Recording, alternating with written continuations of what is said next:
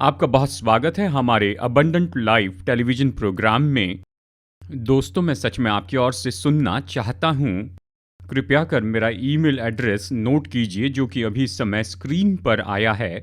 कृपया भेजिए मुझे अपने फीडबैक और साथ ही अपने प्रार्थना निवेदन भी। मैं और मेरी प्रेयर टीम बड़ी खुशी से आपके लिए प्रार्थना करेंगी और हम आपको प्रत्युत्तर देंगे कि हाँ, हमने आपके लिए प्रार्थना की है। दोस्तों, ये खास प्रोग्राम स्पॉन्सर किया गया है मिसेस सौजन्या विवेक की ओर से, यूनाइटेड स्टेट्स ऑफ अमेरिका से। धन्यवाद बहन। तो आइए इनके लिए प्रार्थना करते हैं और जो संदेश सुनने वाले हैं उसके लिए प्रार्थना करते हैं। अनुग्रहकारी परमेश्वर स्वर्गीय पिता, हम बहन सौजन्या विवेक के लिए धन्यवाद देते हैं। यह आपके अनंत काल के उद्देश्य को जानते हुए आपके वचन का महत्व समझती हैं।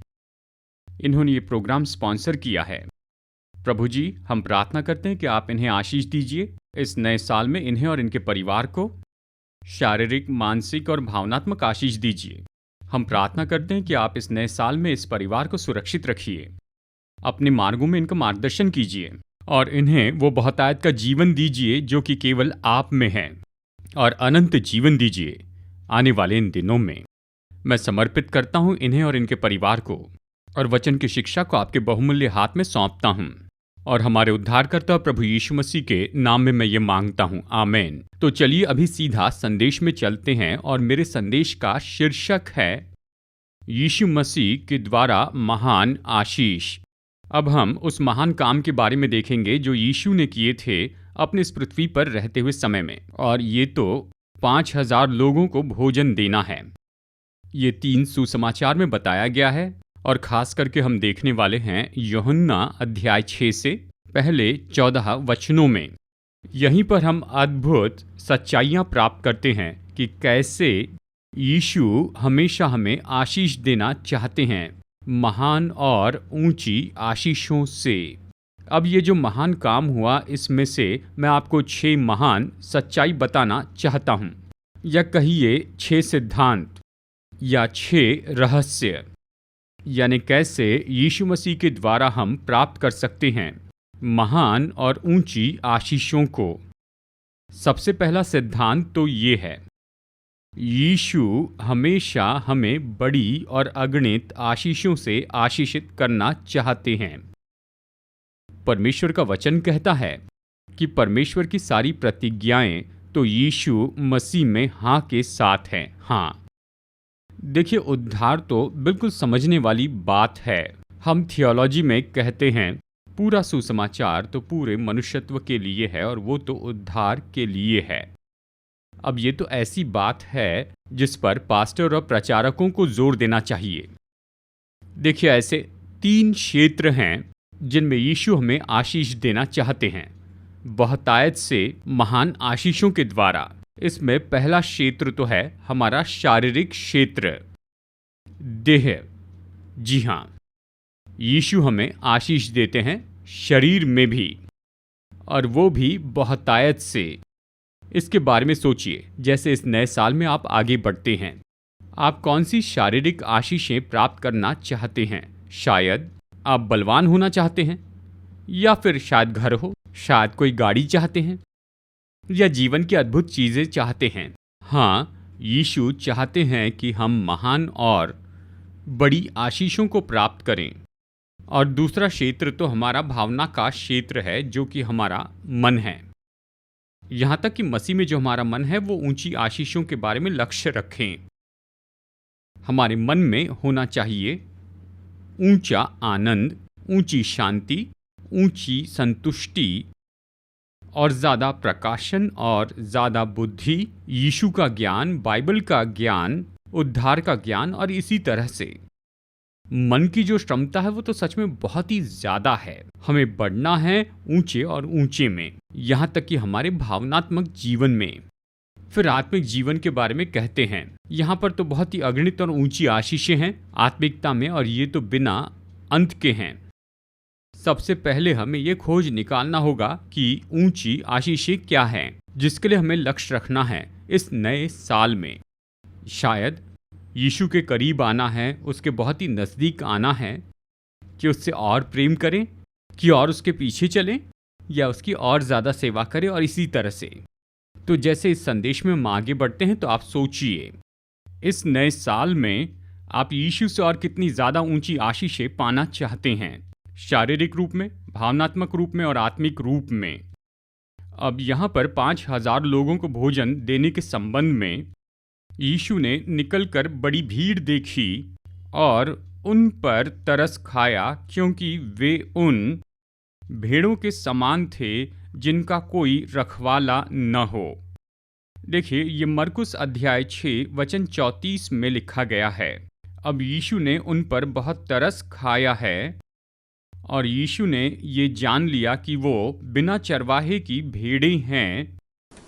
तब यीशु ने बहुत ही महान काम किया, बहुत ही महान काम किया। उसने बस लिए 5 रोटियां और 2 मछलियां और उसको आशीष देकर उसने उसे 5,000 लोगों को भोजन दिया। दोस्तों, हमारे प्रभु यीशु मसीह अभी भी हम पर बहुत करुणा करते हैं। वो हमारे अच्छे चरवाहा हैं। वो हमें आशीष देना चाहते हैं। केवल आशीष ही नहीं, लेकिन हमें बहुतायत से देना चाहते हैं। हमें ऊंची आशीष देना चाहते हैं शरीर, मन और आत्मा में। दूसरा सिद्धांत जो हमें इस महान बात से प्राप्त करना है वो तो ये है, छोटी सोच और छोटी मानसिकता को भूल जाइए। अब जबकि 5,000 लोग जमा थे, केवल पुरुष, स्त्री और बच्चों की संख्या छोड़कर, यीशु अपने चेले फिलिपुस को बुलाते हैं और उससे इन शब्दों में कहते हैं। इन शब्दों को गौर से सुनिए। यूहन्ना अध्याय 6 वचन 5। तब यीशु ने अपनी आंखें उठाकर एक बड़ी भीड़ को अपने पास आते देखा और फिलिपुस से कहा कि हम इनके भोजन के लिए कहाँ से रोटी मोल लाए। अब यहाँ पर यीशु फिलिपुस की परीक्षा करते हैं और वचन ये कहता है, मतलब फिलिपुस, ज़रूरत तो बहुत बड़ी है और यहाँ तक कि जो प्रयोजन हमें इन लोगों को देना चाहिए वो भी बहुत बड़ा है। यीशु जानना चाहते थे कि फिलिपुस कैसे सोचेगा। फिलिपुस असफल हुआ। उसकी छोटी सोच थी, छोटी मानसिकता थी। और सुनिए फिलिपुस ने वहाँ यीशु से क्या कहा। वचन 7। फिलिपुस ने उसको उत्तर दिया कि 200 दिनार की रोटी उनके लिए पूरी न होंगी कि उनमें से हर एक को थोड़ी थोड़ी मिल जाए। ये छोटी सोच थी। मनुष्य के रूप में उसने सोचा 2,000 दिनार की रोटी भी काफ़ी नहीं होगी। अगर हम उतने पैसों से कुछ रोटी खरीद ले तो भी इतनी बड़ी भीड़ में से हर एक लोग को केवल थोड़ा थोड़ा ही मिलेगा। प्यारे दोस्तों, हम भी कई बार ऐसा ही करते हैं। यीशु चाहते हैं कि हम ऊंचे और ऊंचे चढ़ते चले जाए हमारे शारीरिक, भावनात्मक और आत्मिक जीवन में। पर हम कहते हैं, प्रभु मेरे पास क्या है, थोड़ा ही है। नहीं प्यारे दोस्तों, जब यीशु ने फिलिपुस की परीक्षा की तो वो असफल हुआ, लेकिन यीशु ने फिलिपुस को दिखाया कि छोटी छोटी चीज़ों से भी यीशु वहाँ पर इतनी भीड़ को खिला सकते हैं। तो चलिए आगे बढ़ते हैं। अब तीसरा सिद्धांत ये है, महान आशीषों के लिए थोड़ा परिश्रम करना पड़ता है। मरकुस अध्याय 6 वचन 38। यीशु ने ये अद्भुत वचन कहे हैं, मैं इसे आपके लिए पढ़ता हूँ। उसने उनसे कहा, जाकर देखो तुम्हारे पास कितनी रोटियां हैं। वाह! यीशु अद्भुत काम करना चाहते थे, लेकिन वो इस काम को नहीं करना चाहते थे उसके चेलों के परिश्रम के बिना ही। उसने उनसे कहा, जाकर देखो तुम कितना थोड़ा जमा कर सकते हो। और उन्होंने जाकर जरूर देखा कि एक छोटे बच्चे के पास वहाँ 5 रोटियां और 2 मछलियां हैं। दोस्तों, हमारे जीवन में ये बहुत ही महत्वपूर्ण है। अगर हम जीवन में ऊंचे और ऊंचे पर जाना चाहते हैं, महान आशीषें, अद्भुत आशीषें पाना चाहते, तो हमें जो करना चाहिए उसे करना ही पड़ेगा। हमें उसके लिए अपना परिश्रम करना ही पड़ेगा, चाहे वो कितना भी छोटा काम क्यों न हो। संभावनाओं को खोजते जाएं और उन्हें ढूंढें। आप कहेंगे, परमेश्वर चाहते हैं कि हमें जो करना चाहिए उसे करें, ताकि उसे जो करना है उसे वो कर सकें। और इसलिए हम कहते हैं परमेश्वर उनकी मदद करते हैं जो खुद की मदद करते हैं। मैं आपसे इस समय बात कर रहा हूं। आप एक जगह न रुकें। आप जहां पर हैं वहीं पर बैठे न रहें। छोटी छोटी बातों में संतुष्ट न रहें, क्योंकि यीशु मसीह में हमारी आशीषें तो बहुत ही ज्यादा हैं। इसके लिए हमारे पास दर्शन रखना होगा, हमें सपने देखना होगा। वचन कहता है जहां पर दर्शन नहीं होता लोग नाश हो जाते हैं। यीशु मसीह जो हमसे हमारी छोटी चीजों को लेते हैं, हमारे छोटे परिश्रम को, जब वो उस छोटे परिश्रम को आशीष देते हैं तो उनमें से अगणित आशीषें बहती चली जाती हैं। तो हमें क्या करना चाहिए? अपनी संभावनाओं को खोज निकालें, उसमें थोड़ा परिश्रम करें और उस परिश्रम को लेकर आए और उसे यीशु मसीह के हाथों में रख दें। उन स्रोतों को लेकर आए और उन्हें यीशु के हाथों में रख दें। चाहे वो स्रोत कितने भी छोटे क्यों न हो, चाहे वो छोटा परिश्रम कुछ भी क्यों न हो। शायद आपका समय, आपकी योग्यताएं या फिर आपके स्रोत, आपके काम की महारत, आपकी प्रार्थनाएं, आपके सपने, आपके दर्शन आकर आप उन्हें यीशु के हाथ में रख दीजिए। और एक बार जब आप उन्हें यीशु के हाथों में रख देते हैं तो यीशु निश्चय उससे महान काम करेंगे। देखिए दोस्तों, सच्चाई तो ये है, हम अपनी आशीषों में बढ़ नहीं सकते। हम अपने लिए जमा नहीं कर सकते हैं ऐसी बड़ी और महान आशीषों को। यीशु को इसे करना होगा। और वो इसे कैसे करते हैं? हमें अपने थोड़े परिश्रम को लाना होगा, उन चेलों के जैसे जो जाकर ढूंढ निकाले कि 5 रोटियां हैं और 2 मछलियां हैं। और उन्होंने क्या किया? उन्होंने उसे यीशु मसीह के हाथों में रख दिया। तो चलिए इस घटना का और भी गहराई से अध्ययन करते हैं। यहाँ पर ये चौथा रहस्य या सिद्धांत है जो हमें सीखना चाहिए, और वो है यीशु पर इस विश्वास को बढ़ाते चले जाएं। इस वचन को गौर से सुनिए, यूहन्ना 6:10। यीशु ने कहा कि लोगों को बैठा दो। उस जगह बहुत घास थी, तब वे लोग जो गिनती में लगभग 5,000 के थे बैठ गए। अब ये वचन तो हमें बहुत सी सच्चाई बताता है। उनमें से एक है, विश्वास के लिए हमेशा अच्छी योजना की जरूरत होती है।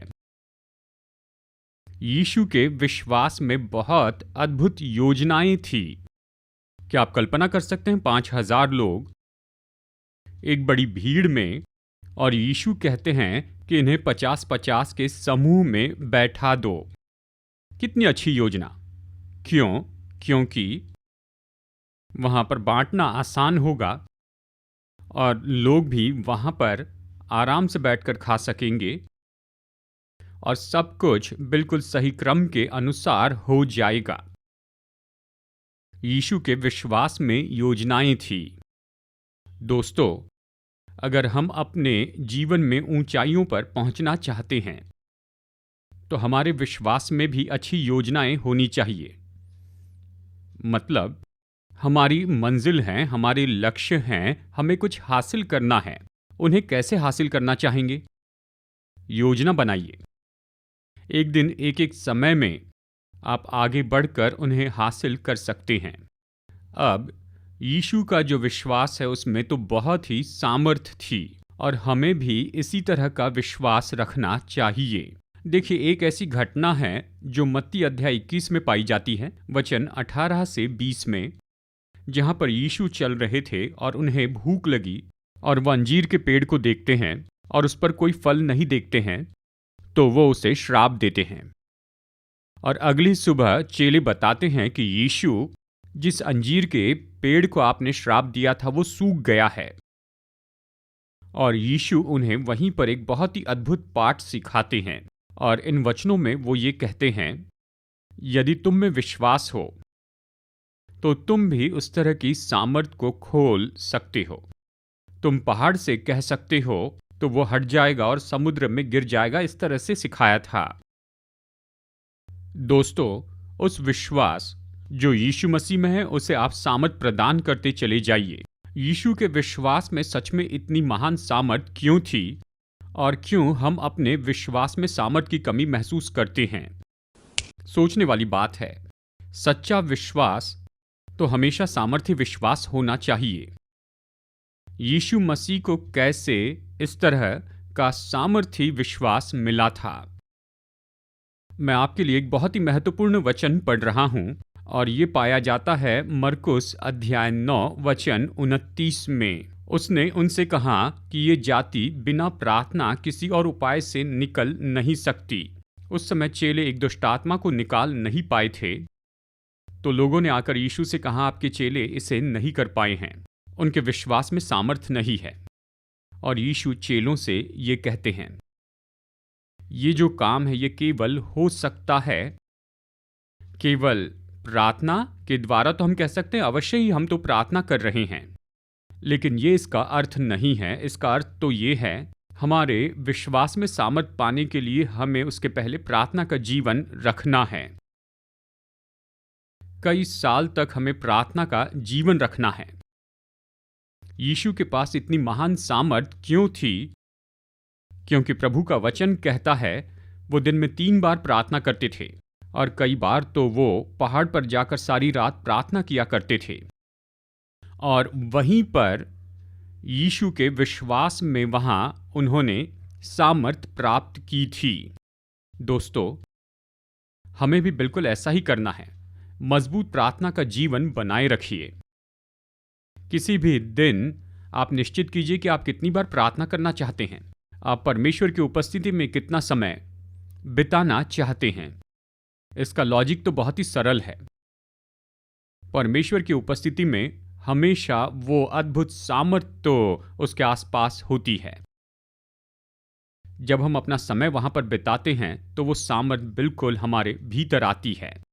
हम उस सामर्थ के द्वारा चार्ज हो जाते हैं। और यीशु कहते हैं उपवास के द्वारा। दोस्तों, यीशु का विश्वास इतना सामर्थी था क्योंकि उसमें उपवास की ये आदत थी। सेवकाई में प्रवेश करने के पहले वो 40 दिन और 40 रात उपवास करते रहे। अद्भुत सामर्थ पाई उनके विश्वास में, और हमें भी बिल्कुल ऐसे ही करना है। जानते हैं, अगर सब कुछ नहीं हो रहा है तो आइए उपवास कीजिए। जितना हो सके उतना कीजिए। सावधान रहिए, अपनी तंदुरुस्ती की बातों पर ध्यान दीजिए। उपवास तो हमारे विश्वास में परमेश्वर की सामर्थ को खोल देता है। अब यीशु, उनके पास ये सामर्थी विश्वास था। इसके पीछे एक और कारण है और वो है अपने परमेश्वर के लिए आज्ञाकारी होना। लूका अध्याय 17 वचन 5 में हम देखते हैं, तब चेले प्रभु के पास आकर कहने लगे, यीशु हमारा विश्वास बढ़ा। लेकिन यहां पर इस संदर्भ में यीशु उन्हें एक दृष्टांत बताते हैं, एक कहानी बताते हैं। यीशु कहते हैं, जब दास घर में आ जाता है तब स्वामी क्या कहता है?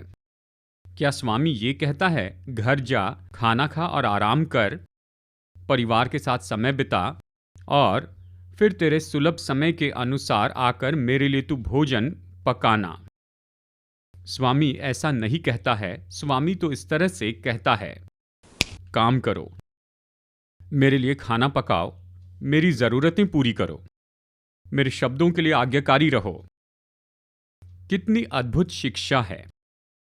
दोस्तों, सच्चाई तो ये है, यीशु के प्रति आज्ञाकारिता हमारे विश्वास में सामर्थ बढ़ाती है। हम जितने ज्यादा आज्ञाकारी होंगे, यीशु मसीह के प्रति आज्ञाकारी रहे, उसकी आज्ञाओं के लिए आज्ञाकारी रहें, उसकी सेवकाई के लिए आज्ञाकारी रहें, हमारे जीवन में परमेश्वर की इच्छा के लिए आज्ञाकारी रहे, यह हमारे विश्वास में बहुत ही सामर्थ देता है। और मैं यही तो कह रहा हूं, यीशु के विश्वास को बढ़ाते चले जाएं। 3 बातें हैं। यीशु के विश्वास में पहले से प्रार्थना का जीवन था। यीशु के विश्वास में उपवास भी था। यीशु के विश्वास में उसके स्वर्गीय पिता के लिए आज्ञाकारिता थी। और तब हम भी अपने जीवन में महान बातों को हासिल कर पाएंगे। जब हम प्रार्थना करेंगे तब यीशु हमारे लिए महान आशीषें भेजेंगे। अब पांचवा सिद्धांत तो ये है, विश्वास करते रहना है ताकि यीशु महान काम कर सके। फिर हम देखते हैं यीशु ने उन्हें कैसे भोजन दिया। मत्ती अध्याय 14 वचन 15 में यीशु ने कहा, उनको यहाँ मेरे पास ले आओ। अगर ये 5 रोटी और 2 मछलियां आपके हाथ में हैं तो वो कभी बहुगुणित नहीं होंगे। तुम उन्हें मेरे पास लेकर आओ। कितना अद्भुत है दोस्तों। जैसे मैंने आपको पहले भी बताया है, छोटी चीजें, छोटा परिश्रम, थोड़ा सह लेना, थोड़ी इच्छा रखना, छोटे सपने, छोटे दर्शन, उन्हें लाकर आप यीशु मसीह के हाथों में रख दीजिए। आपके पास जो भी है, आपके सारे स्रोत, आपका समय, आपका पैसा, प्रार्थना का जीवन, आपकी महारत, आपके परिश्रम, जो भी हो, उन्हें यीशु के हाथों में रखिए। और फिर देखिए यीशु आपके लिए बहुत ही महान काम करेंगे। जब हम उन सारे वचनों को देखते हैं जो सुसमाचार में बताए गए हैं, यीशु मसीह ने यहां पर 4 काम किए कि इस महान काम को वो कर सकें। उसने उस छोटी चीज को बहुत महान आशीष में बदल दिया, जो कि 5000 लोगों को भोजन देना है। मैं आपको ये बताता हूं, और हमें भी यीशु के साथ में ऐसा ही करना है। सबसे पहले यीशु ने उनको लिया और उसने धन्यवाद दिया। यूहन्ना अध्याय 6 वचन 11। यीशु मसीह ने धन्यवाद दिया। यहां पर सच में बहुत ही महान सिद्धांत है। परमेश्वर ने आपको जो पहले से ही दे दिया है उसके लिए आभारी बने, क्योंकि परमेश्वर को सराहना पसंद है। परमेश्वर को धन्यवाद पसंद है। परमेश्वर को धन्यवाद देना पसंद है। लिख लीजिए, धन्यवाद देने से हमारी आशीषें बहुगुणित होती हैं। मैं आपके लिए यहां पर पढ़ रहा हूं यिर्मयाह अध्याय 30 वचन 19। ये कहता है, तब उनमें से धन्य कहेंगे और आनंद करने का शब्द सुनाई पड़ेगा। मैं उनका विभव बढ़ाऊंगा और वे थोड़े न होंगे। ये कहता है, मैं उनका विभव बढ़ाऊंगा और वे थोड़े न होंगे। कितना अद्भुत वचन है। धन्यवाद देना केवल स्तुति आराधना के द्वारा नहीं, लेकिन अपने दशवांश और भेंटें देना। जो कुछ भी यीशु को देना चाहिए वो आप उसे दीजिए। आपका दशवांश, आपकी विशेष भेंटें, आपकी फसल की उपज। और प्रतिज्ञा तो ये है कि यीशु आपकी आशीषों को बहुगुणित करेंगे। अब दूसरी बात जो यीशु ने की, उसने प्रार्थना की। उसने स्वर्ग की ओर देखा, अपने स्वर्गीय पिता को देखा। दोस्तों, अभी भी जब हम अपनी छोटी चीजों को लाकर यीशु मसीह के हाथों में दे देते हैं, यीशु मसीह जो हमारे महायाजक हैं, वो हमारे लिए अभी भी स्वर्ग में प्रार्थना करते हैं। लेकिन भेद तो ये है, जब तक कि हम अपने परिश्रम यीशु मसीह को न दें, तो यीशु मसीह उसकी महायाजक की हमारे लिए जो प्रार्थना उसे शुरू नहीं कर पाएंगे। हमें जो करना उसे करना है, उसे यीशु के हाथ में सौंपिए, तो तुरंत यीशु काम करेंगे। हमारे महायाजक के रूप में वो तो प्रार्थना करेंगे और हमारी छोटी चीजें बहुगुणित होकर बड़ी हो जाएंगी। तीसरी बात, यीशु ने उन 5 रोटी और 2 मछली को आशीष दी। वाह! उसके हाथ ईश्वरीय हाथ, परमेश्वर का पुत्र, मसीहा, उद्धारक, प्रभु।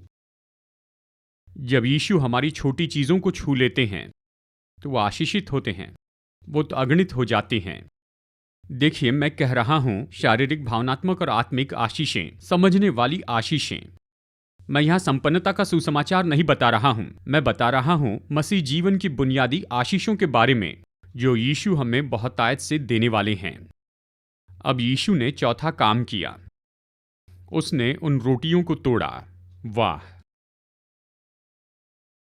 जानते हैं, ये दर्शाता है उस रोटी को जो वो तोड़ने वाले थे। एक दिन उस क्रूस पर, यानी अपनी ही देह को, उस प्रायश्चित के कारण जो यीशु मसीह ने उस क्रूस पर किया,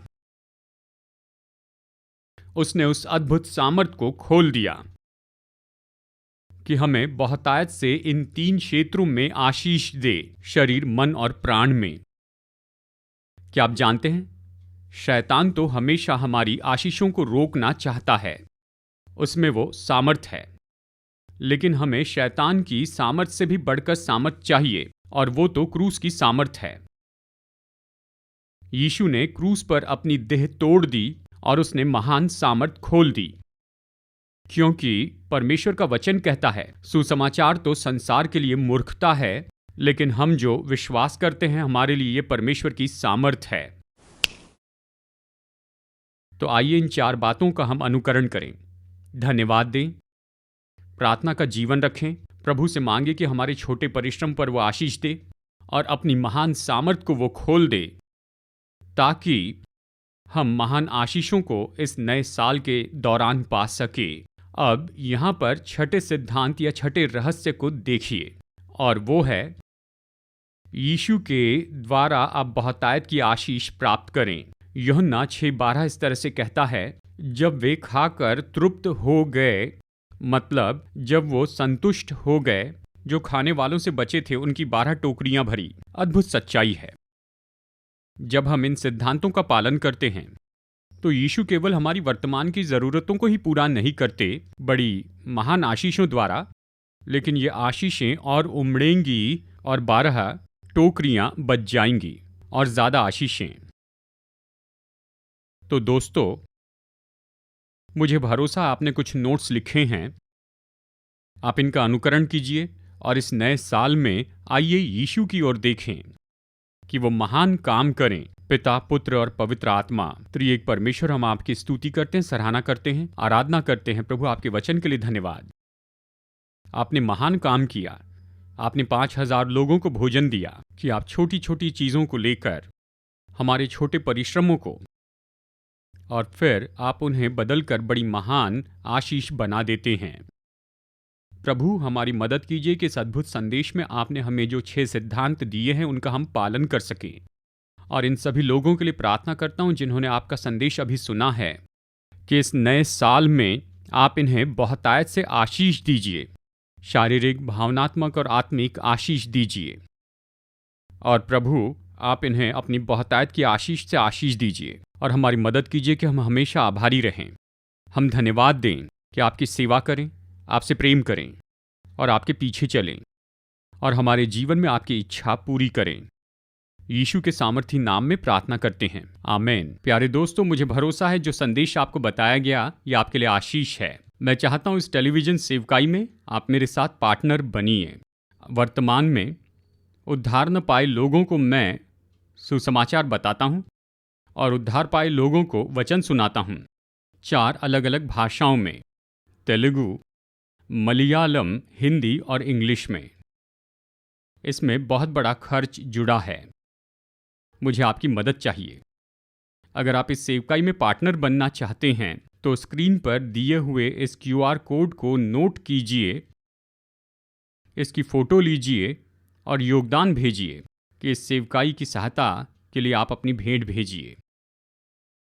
और साथ ही अगर आपको मनी ऑर्डर या ऑनलाइन के द्वारा भेजना है तो स्क्रीन पर दी हुई इस जानकारी को नोट कीजिए, और मैं विनती करता हूँ इस सेवकाई को सहयोग देने के द्वारा आप हमें प्रत्युत्तर दीजिए। अगर पवित्र आत्मा आपकी अगुवाई करे कि एक प्रोग्राम में स्पॉन्सर बने तो इन नंबरों को नोट कीजिए, इन पर फ़ोन कीजिए और मेरा ऑफिस आपको बताएगा कैसे एक प्रोग्राम में स्पॉन्सर बन सकते हैं, और एक प्रोग्राम को स्पॉन्सर करके आप ऐसा कर सकते हैं और आप सच में लाखों लोगों को आशीष देते चली जाएंगे यीशु मसीह के सुसमाचार के द्वारा और परमेश्वर के सामर्थी वचन के द्वारा जो मैं इन टेलीविज़न प्रोग्राम्स में देते जा रहा हूँ। यीशु आपको बहुतायत से आशीष दे। तो आइए बेनेडिक्शन के लिए सिर झुकाते हैं। अब हमारे प्रभु यीशु मसीह का अनुग्रह, पिता परमेश्वर का प्रेम और पवित्र आत्मा की संगति इन सब के साथ में बनी रहे जिन्होंने इस समय संदेश सुना है, और यीशु मसीह की सारे संसार की सेवकाई में भी अब और युगान युग तक होती रहे। आमीन।